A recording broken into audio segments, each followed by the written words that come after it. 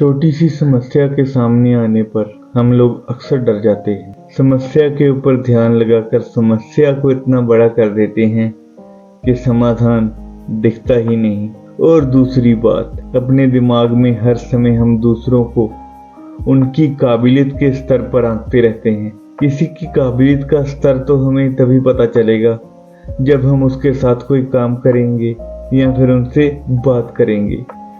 लेकिन अक्सर हम क्या करते हैं कि किसी के साथ बात करने से पहले या काम करने से पहले ही हम उनकी बाहरी दिखावट देखकर उन्हें अपने से कम काबिल समझ लेते हैं। ऐसी ही एक गलती की एक कंपनी में काम करने वाले कर्मचारी राजेश ने, लेकिन समय रहते उसे अपनी गलती का एहसास हो गया। राजेश, जो कि दिल्ली में रहता था, वह एक कंपनी में नौकरी करता था। नौकरी की वजह से कई बार राजेश को कहीं दूर दूर कंपनी के काम के लिए जाना पड़ता था, जिसकी वजह से उसे एक कार कंपनी की तरफ से मिली हुई थी। वह जहां भी जाता कंपनी की उसी कार में जाता। एक बार ऐसे ही उसे कंपनी के किसी काम में देहाती गांव में जाना पड़ा। रास्ता बेहद सुनसान था और आसपास कोई भी गांव या दुकान नहीं दिख रही थी। उस कच्चे रास्ते पर चलते चलते शाम भी होने लगी थी।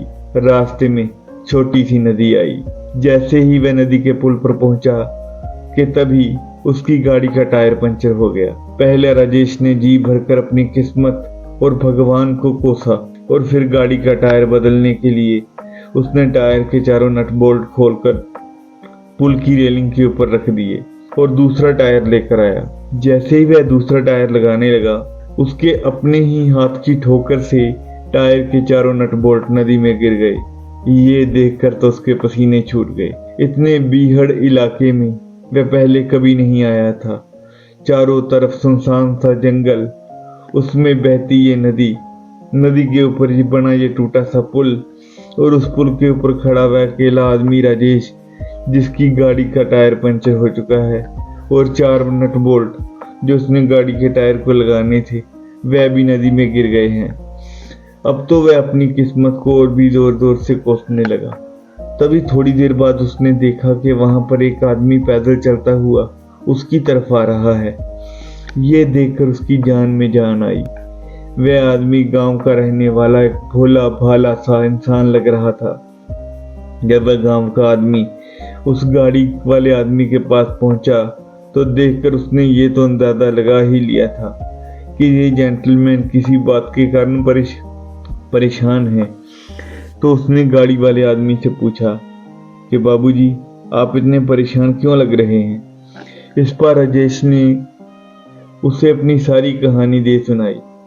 ये सुनकर देहाती आदमी ने कहा कि आगे 20 किलोमीटर दूर गांव में मैकेनिक की दुकान है।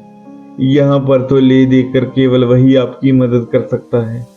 ये सुनने के बाद वह शहर का आदमी राजेश और चिढ़ गया और कहने लगा कि अगर गाड़ी चल सकती तो क्या मैं इस गाड़ी को चलाकर वहां आगे नहीं ले जाता? एक तो गाड़ी पहले से पंचर है, दूसरा इसके चारों नट बोल्ट नदी में गिर गए और तीसरा तुम मुझे ये सलाह दे रहे हो कि आगे 20 किलोमीटर दूर मैकेनिक की दुकान है, वहां पर गाड़ी को लेकर जाऊं। तुम मुझे समाधान बता रहे हो या मेरी समस्या को और बढ़ा रहे हो? तभी वह गांव का देहाती आदमी बोला कि बाबूजी, बस इतनी सी बात, आप एक काम क्यों नहीं करते कि बाकी 3 जो टायर हैं उनमें से एक एक नट खोलिए और आपके पास 3 नट हो जाएंगे। वह 3 नट आप चौथे टायर को लगा दीजिए, आपकी गाड़ी 20 किलोमीटर चलने लायक तो हो ही जाएगी। वहां पर जाकर आप अपनी गाड़ी को ठीक करा सकते हैं। ये सुनने के बाद वह शहर का आदमी इतना हैरान हुआ और सोचने लगा कि ये बात मेरे दिमाग में क्यों नहीं आई। मुझे इतनी देर हो गई है गाड़ी चलाते हुए, आज तक मैंने इस बारे में क्यों नहीं सोचा। और जिसको मैं गांव का एक देहाती और अनपढ़ इंसान समझ रहा था, उसने आज मुझे इस समस्या से निकलने का इतना आसान और इतना बेहतर तरीका बता दिया। ये सब सोचने के बाद उस जेंटलमैन ने इस देहाती आदमी का बहुत बहुत धन्यवाद किया और कहा कि आप नहीं जानते कि आपने मेरी कितनी बड़ी सहायता की है। लेकिन मैं एक बात नहीं समझ पा रहा हूँ कि सालों हो चुके हैं मुझे गाड़ी चलाते हुए, आज तक कोई ऐसा समाधान मेरे दिमाग में क्यों नहीं आया। इस पर वह देहाती आदमी ने बड़ी ही सहजता के साथ उत्तर दिया कि बाबूजी, इसमें आपकी कोई गलती नहीं है। दरअसल आप समस्या में थे, आपका ध्यान केवल समस्या पर था, समाधान के बारे में तो आप सोच ही नहीं पा रहे थे। और ये कोई अजीब बात नहीं है, जब भी हम समस्या में होते हैं तो इंसानी प्रकृति ही ऐसी है कि हम समाधान पर गौर नहीं कर पाते, जबकि दूसरों को आपकी समस्या का समाधान आसानी से नजर आ जाता है क्योंकि उनका ध्यान समाधान पर होता है। ये सुनकर उस शहरी आदमी ने थोड़ा चिंतन करना शुरू किया कि बात तो बिल्कुल सही है कि जब हम समस्या में होते हैं तो समाधान के बारे में नहीं सोचते, हम समस्या पर ही अपना पूरा ध्यान केंद्रित कर रखते हैं। इसकी वजह से समस्या हमें और ज़्यादा बड़ी लगने लगती है, जबकि समस्या से ज़्यादा हमें समाधान पर ध्यान केंद्रित करना चाहिए, क्योंकि हम जिस भी वस्तु के ऊपर या भाव के ऊपर अपना ध्यान केंद्रित करते हैं वह और भी बड़ी हो जाती है। आज की इस कहानी से हमें एक शिक्षा और जो मिलती है वह ये है कि हमें कभी भी किसी को भी अपने से छोटा नहीं समझना चाहिए। किसी के बारे में उसकी क्षमता देखने से पहले ही हम उसके बारे में जो राय बना लेते हैं वह हमें कई बार इंसान की योग्यता को सही से मापने के अयोग्य बना देती है।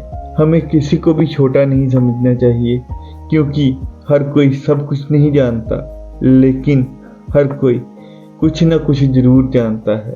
और हो सकता है कि जो थोड़ा सा ज्ञान दूसरे के पास है वह हमारे पास पहले से ना हो, तो अगर हम दूसरे के ज्ञान को भी तवज्जो देंगे तो शायद हमारे ज्ञान में भी वृद्धि होने की संभावना बढ़ जाएगी। अगर आपको हमारी ये कहानी अच्छी लगी तो ऐसी ही और अच्छी कहानियाँ देखने के लिए वीडियो को लाइक करें, वीडियो को शेयर करें और चैनल को सब्सक्राइब करके बेल आइकन को ऑल पर सेलेक्ट जरूर करें। धन्यवाद।